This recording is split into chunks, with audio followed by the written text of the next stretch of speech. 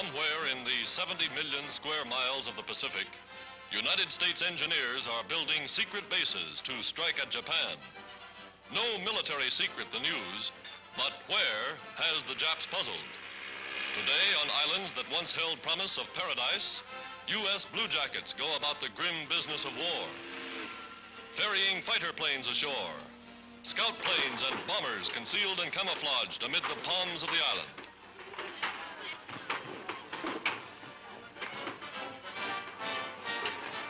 Moving in with plenty of aviation gasoline, oil, and supplies. All the necessary equipment for invasion or defense.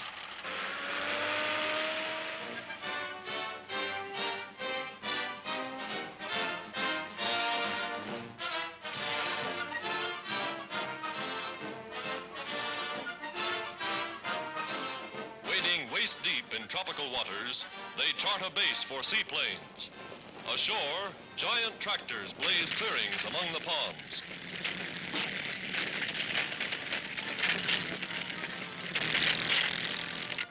Here come the big guns, and they're soon made ready for action.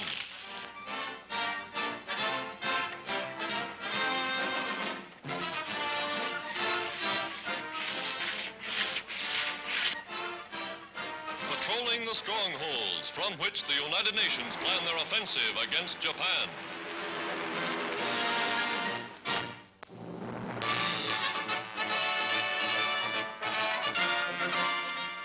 Women in the war. U.S. Navy nurses line up for inspection in their new summer uniforms. Every day, new legions are being called to active duty afloat and ashore. Ready to follow the fleet to any battlefront, these traditional angels of mercy know but one code: service to humanity.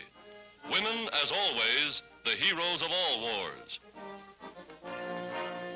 In Washington, the commander of the newly formed Women's Army Auxiliary Corps begins her duties. A housewife and mother, she will direct an army of 250,000 women. Women who will work behind the lines, relieving more men for combat duty in the field.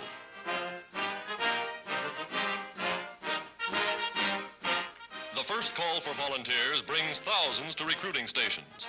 Upon passing rigid examinations, they will undergo intensive training, live like regular soldiers under strict Army regulations. American women signing up to fight shoulder to shoulder with their men. The commander at the Capitol. For the first time in history, the Army now has an authorized army of women.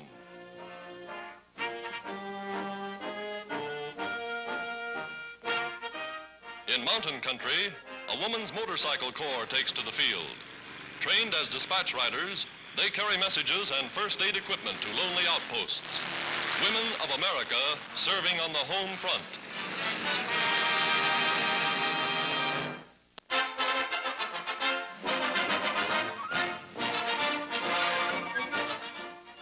The greatest lineup of champions to take the field since the last Olympic Games features the American Athletic Union track meet at New York City.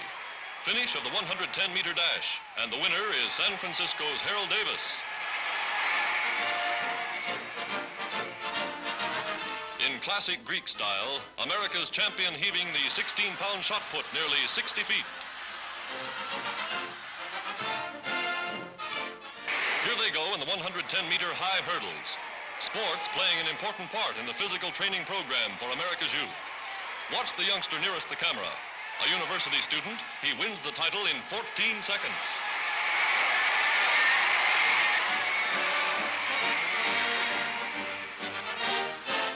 And here's the pole vaulter they all talk about, Warmerdam. Only man ever to leap higher than 15 feet. Champion of the world, par excellence.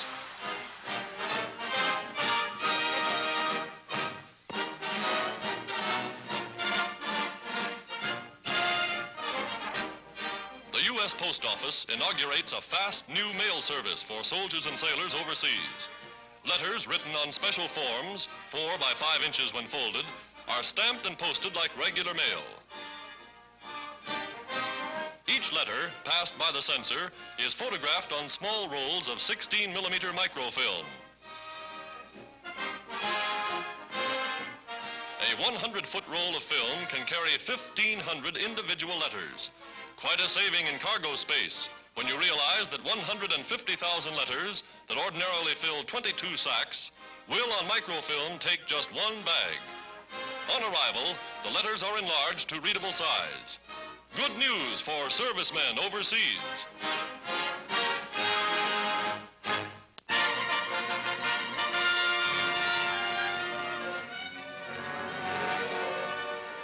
Filmed under fire.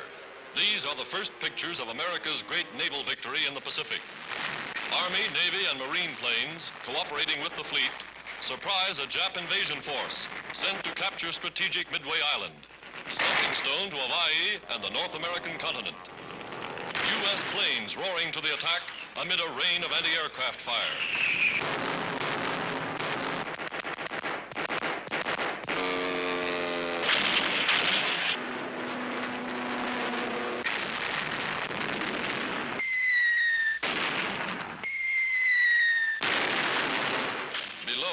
A blazing enemy cruiser fatally hit, maneuvering to get away.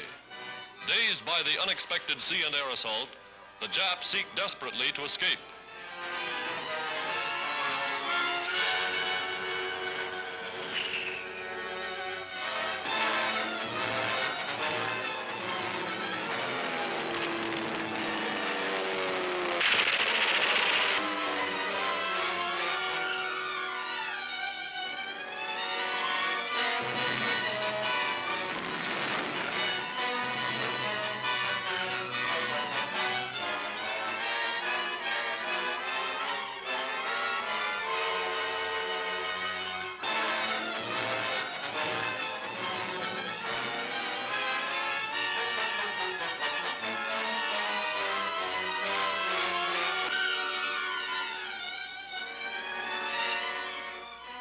The toll, 18 Japanese ships, cruisers, carriers, and destroyers, crippled like this or sent to the bottom.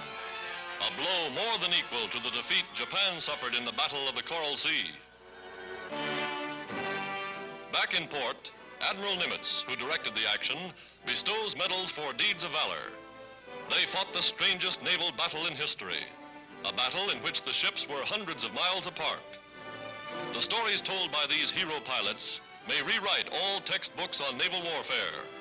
They proved again and again that warplanes can blast battleships and transports. In one epic engagement, these men upset the balance of power in the Pacific.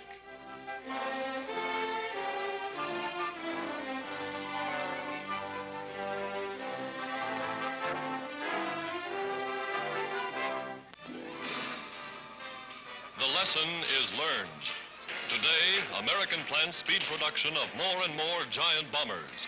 For bombers like these played a devastating role not only in winning the battles of Midway and the Coral Sea, but they're carrying their messages home to the Nazis.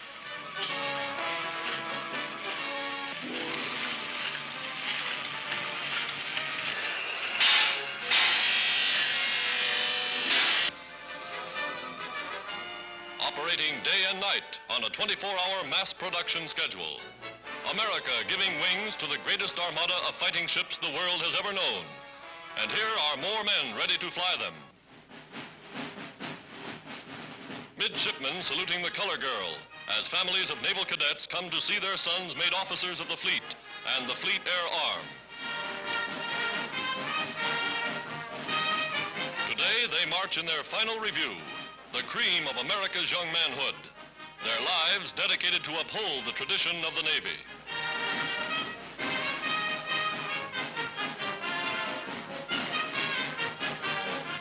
Inside the historic hall of the old academy, they receive their wartime commissions a year early, for ships and planes are waiting.